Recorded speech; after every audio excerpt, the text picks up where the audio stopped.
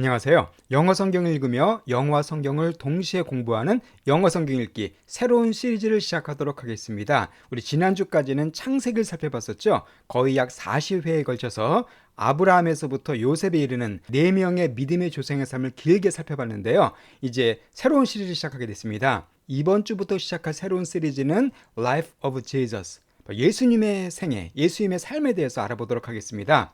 자, 이미 제가 요한복음에서 어느 정도 이 내용을 다루긴 했지만은 이번 시리즈에서는 요한복음뿐만 아니라 마태복음, 마가복음, 누가복음, 그리고 요한복음 4개 복음서를 모두 다루면서 예수님에 대해서 깊이 있게 예수님이 이 땅에서 어떤 삶을 사셨고 어떤 걸 가르치셨고 어떤 열매를 맺으셨는지 그런 내용들을 자세하게 보도록 하겠습니다.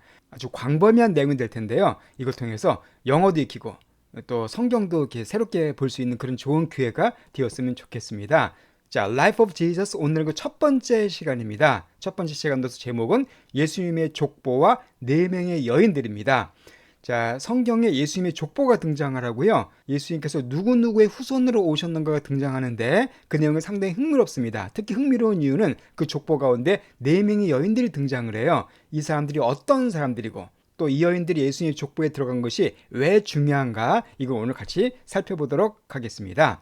자, 그럼 먼저 오늘 본문에 등장하는 중요한 영어 표현을 설명드릴 텐데요. 오늘은 단어를 좀 알아보도록 할게요. 오늘 본문에 등장하는 한 단어를 통해서 여러 가지 어휘를 다양하게 익히는 그런 시간을 갖도록 하겠습니다. 자, 오늘은 이 단어가 나와요. 바로 gen과 관계된 단어가 나옵니다. 자, 영어 단어에서 gen이란 이 어근은요, 기원 혹은 출생의 의미를 가진 어근입니다. 그래서 이 gen이 들어간 단어들이 영어에 상당히 많습니다. 모두 중요한 단어들이니까 꼭 기억해 두시고요. 자, 오늘도 이 단어 중에서 2개가 본문에 등장하게 됩니다. 자, 그럼 가장 먼저 어떤 단어가 있을까요? gen이 들어간 단어는요. 첫 번째 이 단어가 있습니다. gene.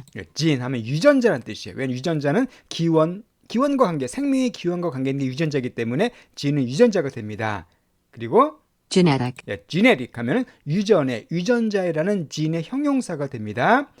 그래서 이걸 합쳐서 이런 단어를 만들 수가 있죠. genetic engineering. 바로 genetic engineering은 유전공학입니다. 이 엔지니어링이 공학이거든요. 유전공학, 요즘 많이 나오는 뉴스 중에 하나인데 바로 genetic engineering을 하시면 되겠습니다. 자, 그리고 우리 지난주까지 공부했던 Genesis. 바로 Genesis가 창세기란 뜻이었죠. 성경에 한국의 현대에서도 만드는 자동차도 제네시스라는 브랜드가 있는데 이것도 창세기는 뭐예요? 모든 것의 기원을 다룬 성경이죠. 그래서 제네시스는 역시 지네스 나온 어휘라고 할 수가 있습니다. 그 다음에 오늘 본문에 등장하는 단어예요. 바로 이겁니다. genealogy. genealogy가 족보라는 뜻입니다. 우리 한국 사람들도 족보를 많이 중시하는데 역시 족보도 기원과 관계가 있기 때문에 gene에서 시작됩니다. genealogy가 족보가 됩니다. 또 비슷한 단어가 generation. generation 역시 비슷하죠. 세대란 것도 기원과 출생과 연관이 있죠. 그리고 동사 중에서는 generate. 바로 generate라는 발생시키다라는 중요한 동사가 있습니다. 뭔뭐를 만들어내다, 발생시키다. 말 그대로 기원과 출생과 연관이 있는 그런 동사가 되겠습니다.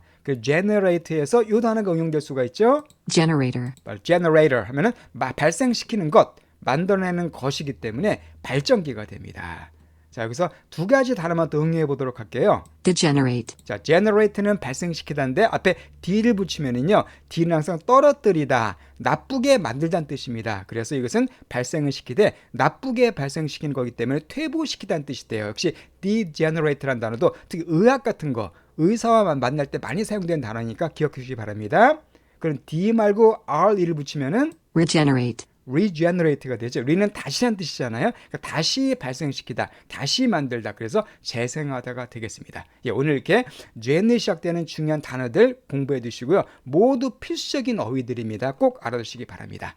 자, 그러면 본문을 시작하도록 하겠습니다. 오늘 본문은요, 마태복음 1장 말씀이에요. 마태복음 1장을 우리가 보도록 하겠습니다. 자, 마태복음 1장의 1절 말씀부터 들어볼까요? This is the genealogy of Jesus the Messiah, the son of David, the son of Abraham. 자, this is the 아까 genealogy 나왔었습니다. 어떤 뜻이라고요? 족보였었죠. 이 gene이란 단어가 기원. 그래서 이것이 바로 족보다라고 설명하고 있습니다. 그러니까 성경에 보면은 마태복음이 신약의 첫 번째 책인데 앞부분에 어떻게 시작되냐면 예수님의 족보가 길게 설명되죠. 누가 누굴 낳고 누가 누굴 낳고 누가 누굴 낳고 이 길게 시작되다 보니까 모처럼 좀 성경을 읽으려고 신약 성경을 펴신 분들이 이거 보다가 중도에 포기하는 분이 계십니다. 자, 그런데 어쨌든 예수님의 족보를 길게 설명하고 있어요. 마태복음 1장에서는 자, 이것이 바로 족보인데 누구의? Jesus the Messiah라고 설명하고 있습니다. 자, 예수님인데 예수님 뒤에다가 뭐라고 붙였냐면은 바로 Messiah, 이 메시아라고 붙였어요. 이 Messiah, 영어로는 Messiah지만 히브리어는 메시아라고 합니다. 자, 메시아가 어떤 의미냐면요, 우리 많이 들어보셨죠? 히브리어입니다. 히브리어로 기름 부음 받은 자라는 뜻이에요. 그러니까 옛날에 왕이나 제사장 혹은 선지자에게 기름을 부었거든요. 바로 거기서 나온 단어가 메시아입니다. 참고로 이것이 헬라어, 즉 그리스어인 그리스도랑 같은 뜻입니다. 이 그리스도란 뜻도 이것도 같은 뜻인데 이것은 헬라어예요. 메시아는 히브리어, 그리스도는 헬라어. 이것도 역시 같은 의미로 기름 부음 받은 자 그 뜻입니다. 문자적으로는 기름 부음 받은 자 그 뜻이지만은 성경에서 말하는 의미로는 보통 구원자를 말합니다. 구원자를 성경에서는 메시아 혹은 그리스도라고 표현합니다. 그러니까 예수님을 뭐라고 표현하고 있습니까? 메시아, 구원자라고 지금 표현하고 있어요. 그런데 그냥 메시아라고 쓴 것이 아니라 The Son of David, The Son of Abraham이라고 또 붙이고 있습니다. 여기서 son은 아들이란 뜻보다는 자손이란 뜻입니다. 예수님이 다윗의 아들은 아니었죠. 자손이었습니다. son이란 단어가 아들 말고 자손으로도 사용될 수가 있거든요. 예수님이 누구냐면 다윗의 자손이고 또한 아브라함의 자손이라고 같이 부연 설명을 하고 있습니다. 이것이 왜 중요하냐면은 바로 성경에서 하나님께서 아브라함에게 네 후손에서 메시아가 날 거라고 예언하셨거든요. 또 다윗에게도 마찬가지입니다. 다윗의 후손에서 메시아가 날 거라고 여러 차례나 말씀하셨기 때문에 예수님이 메시아시라는 것이 바로 성경에 예언된 대로 이루어진 것이라는 겁니다. 즉 예수님은 정통성을 갖춘 메시아시라는 거예요. 그걸 설명하기 위해서 1절에서 이렇게 예수님에 대해서 Son of David, Son of Abraham이라는 표현을 붙이고 있습니다. 자, 그러면 이제 2절부터는 본격적으로 예수님의 족보가 시작되는데 이걸 다 보지는 않고 제가 그 중에 중요한 내용만 발췌해서 설명드리도록 하겠습니다. 자, 2절 말씀 먼저 들어보겠습니다. Abraham was the father of Isaac, Isaac the father of Jacob, Jacob the father of Judah and his brothers. 자, 여기서 우리 지난주까지 창세기에서 공부했던 내용이 여기에 그대로 압축이 되어 있습니다. 바로 아브라함은 누구예요? 이삭의 아버지였고요. 이삭은 야곱의 아버지였습니다. 야곱은 유다의 아버지고 유다의 아버지인데 유다와 또한 그의 형제들, 야곱이 12명의 아들이 있었잖아요. 그 중에 네 번째 아들이 유다였었습니다. 그러니까 유다와 다른 형제들의 아버지 야곱, 이렇게 해서 아브라함으로부터 족보가 시작돼가지고 쭉 내려가고 있는 겁니다. 지금 유다까지 일단 족보가 내려왔죠. 이렇게 예수님의 족보는 아브라함에서 시작돼가지고 쭉 성경에 언급되어 있습니다. 여기서 중요한 내용이 바로 그거죠. 바로 이 성경 마태복음의 저자인 마태는 예수님이 구약 성경에 예언된 바로 그 메시아시다라는 사실을 입증하기 위해서 예수님의 족보를 언급하고 있습니다. 예수님은 성경이 예언된 그대로 아브라함과 이삭과 야곱과 유다의 후손으로 이 땅에 태어나십니다. 그러니까 예수님이 메시아라는 사실을 믿을 수가 있는 거죠. 예수님은 분명히 성경 예언에 맞는 족보대로 오셨기 때문에 하나님께서 예비하신 바로 그 구원자가 되신다는 사실을 마태가 증거로 보여주고 있는 것입니다. 자, 3절 말씀입니다. Judah the father of Perez and Zerah, whose mother was Tamar. 자, 유다. 아까 말씀드린 야곱의 넷째 아들입니다. 유다는 바로 베레스와 제라의 아버지였어요. 그러니까 유다가 두 명의 아들을 낳는데 그의 어머니가 누구냐면은 다말이라고 설명하고 있습니다. 여기서 바로 다말이라는 이름이 예수님의 족보에 등장하게 됩니다. 자, 다말이 누구냐면은요, 다말은 바로 유다의 며느리입니다. 그런데 유다의 며느리인데 동시에 유다로부터 두 아들을 낳은 여자예요. 쉽게 말해서 며느리인데 시아버지와 육체적 관계를 맺고 아들을 낳은 부도덕한 여인입니다. 참 이것은 인륜적으로 있을 수가 없는 일이죠. 자기 시아버지랑 관계를 통해서 아들을 낳는 그 여인이 바로 다말이에요. 이 자세한 이야기는 창세기 38장에 나와 있습니다. 근데 이 스토리를 보게 되면 사실 유다가 잘못한 게 많습니다. 유다가 자기가 해야 할 도리를 하지 않고 그 자기 며느리를 갖다가 소홀히 하거든요. 그래서 며느리가 고의적으로 유다에게 접근해서 유다와 관계를 맺고 아들을 낳게 됩니다. 그리고 이 다말은 이방 여인이었어요. 유대인이 아니었습니다. 어쨌든 이 다말이라는 여인이 이렇게 예수님의 족보에 등장하는 첫 번째 이방 여인입니다. 그러니까 예수님의 족보에 제가 4명의 여인이 등장한다고 말씀드렸는데 그 중에 첫 번째 여인이 바로 이 다말이에요. 자, 어떤 여자예요? 부도덕한 이방 여인이었습니다. 자, 그 다음 5절 말씀을 보겠습니다. Salmon the father of Boaz, whose mother was Rahab, Boaz the father of Obed, whose mother was Ruth, Obed the father of Jesse. 자, 여기서는 살몬이라는 사람이 나오는데 바로 보아스의 아버지고요. 보아스라는 사람의 아버지가 등장하고, 그런데 그의 어머니가, 지금 보아스의 어머니가 누구냐면은 라합이었습니다. 라합이었고요. 또 보아스는 오벳의 아버지였었어요. 그런데 그 오벳의 어머니가 룻이었었습니다. 그리고 오벳은 바로 제시 이새의 아버지였었어요.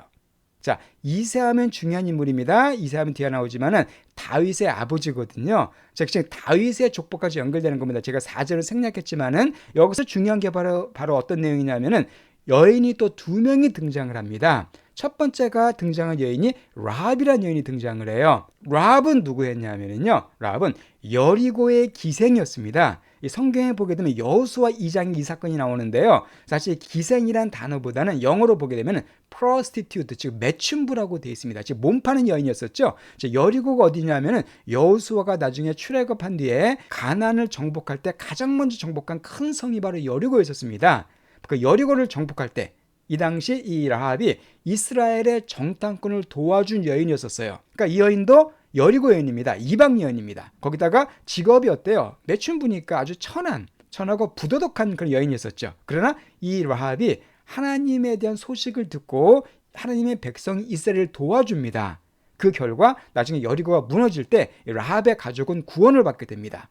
즉 예수님의 족보에 등장하는 두 번째 여인이 누구냐면 바로 라합, 역시 이방 여인인 부도덕한 여인이 등장을 하게 됩니다.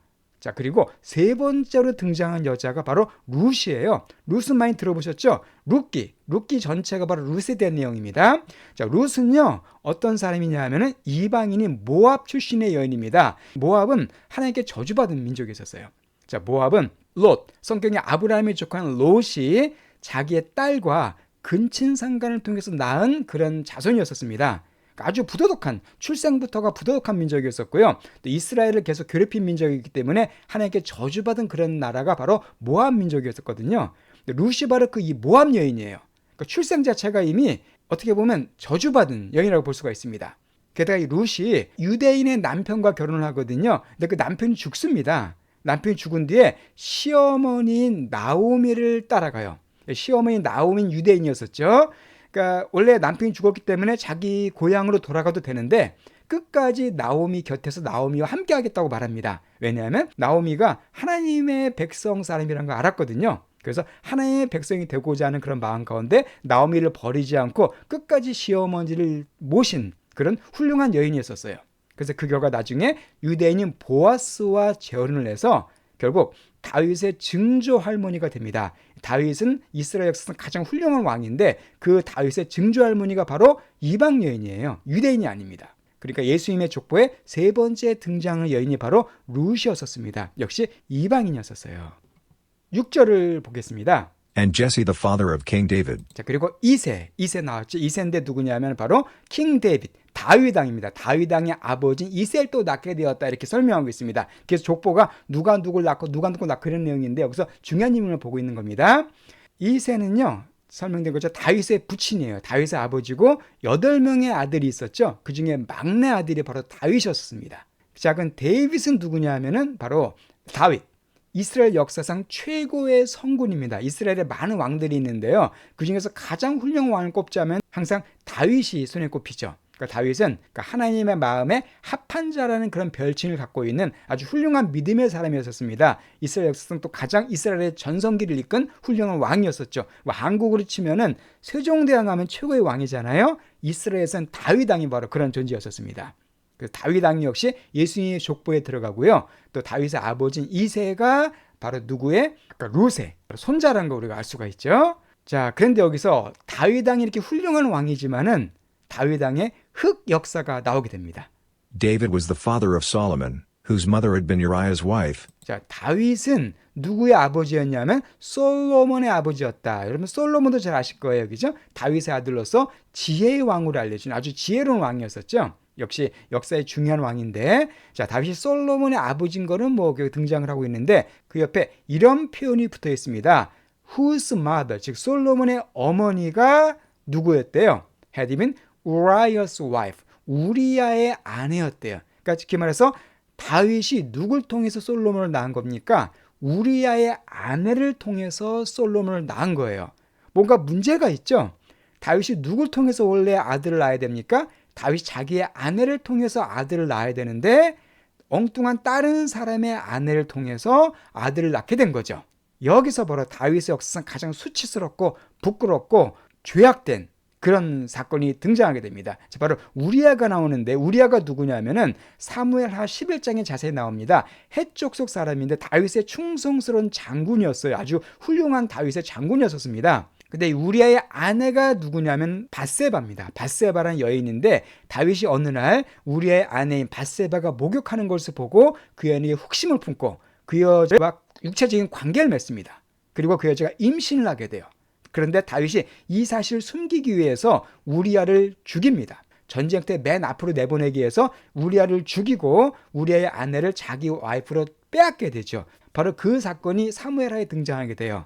즉 이때 다윗은 정말 파렴치하고 아주 무시무시하게 나쁜 죄악을 저지릅니다. 다윗은 간음죄도 저지르고 살인죄까지 저지릅니다. 그 훌륭한 다윗의 역사상 가장 흑역사가 바로 이 사건이죠. 근데 이 사건을 지금 성경은 그대로 기록하고 있습니다. 바로 이 밧세바, 우리의 아내가 예수님의 족보에 등장하는 네 번째 여인이라는 걸 알 수가 있습니다. 이렇게 해서 다윗 역사까지 족보가 연결되고요. 그 다음에 한참 지난 다음에 예수님의 이 땅에서의 아버지인 요셉 얘기가 나옵니다. 자, 16절 말씀. And Jacob the father of Joseph. 그 야곱, 여기서 야곱은 아까 나온 그 야곱이 아닙니다. 신약 시대에 가까운 한참 뒤의 야곱이에요. 근데 야곱은 또한 요셉의 아버지였다. 똑같네요. 구약 성경에서도 역시 야곱이 요셉의 아버지였는데 이때도 그렇습니다.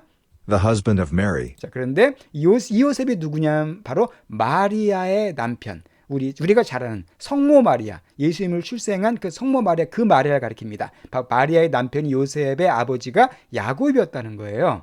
And Mary was the mother of Jesus who is called the Messiah. 그리고 마리아가 바로 누굽니까? 엄마예요. 바로 예수님의 어머니입니다. 그런데 예수님을 후로 받고 있죠. 메시아라고 불리는 예수님의 어머니가 바로 마리아였다라고 이렇게 해서 예수님의 족보가 끝나게 됩니다. 좀 길게 족보를 설명하고요. 이런 식으로 족보를 갖다 마무리 짓습니다. 17절 말씀이에요.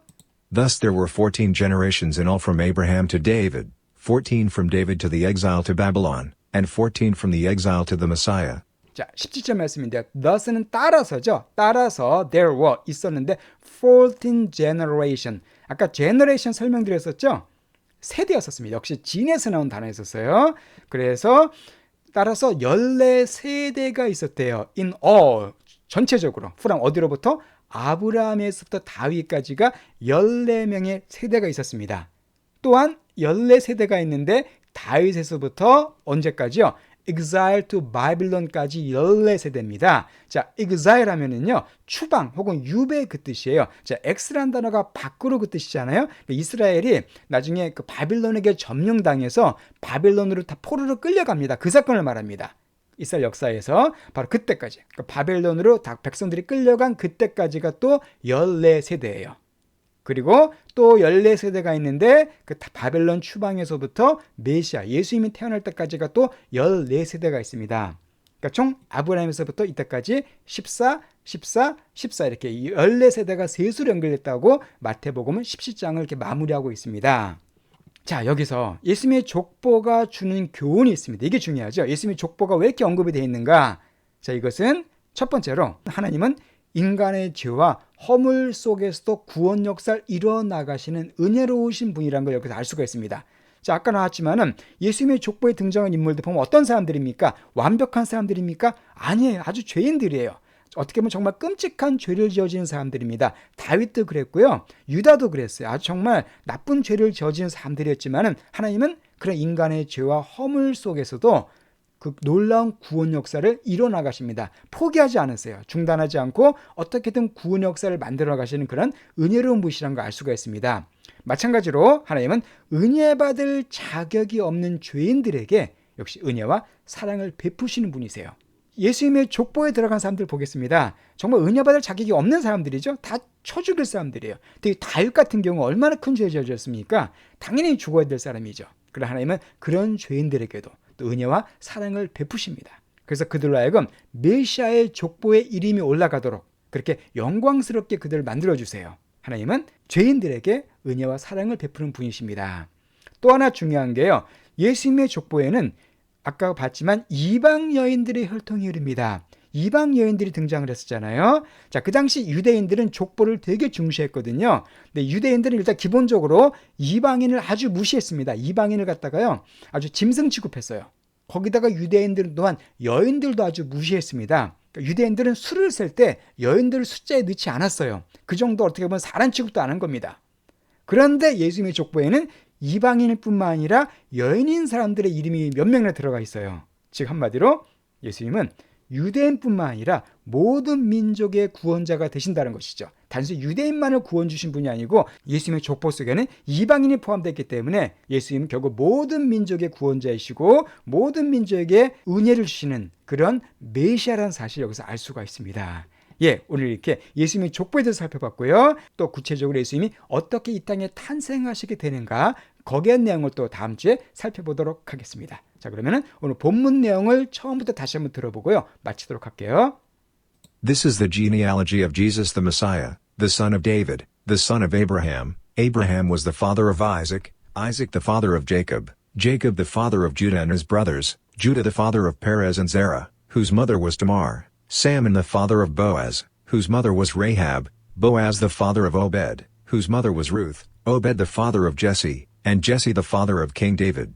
David was the father of Solomon, whose mother had been Uriah's wife, and Jacob the father of Joseph, the husband of Mary, and Mary was the mother of Jesus who is called the Messiah. Thus there were 14 generations in all from Abraham to David, 14 from David to the exile to Babylon, and 14 from the exile to the Messiah.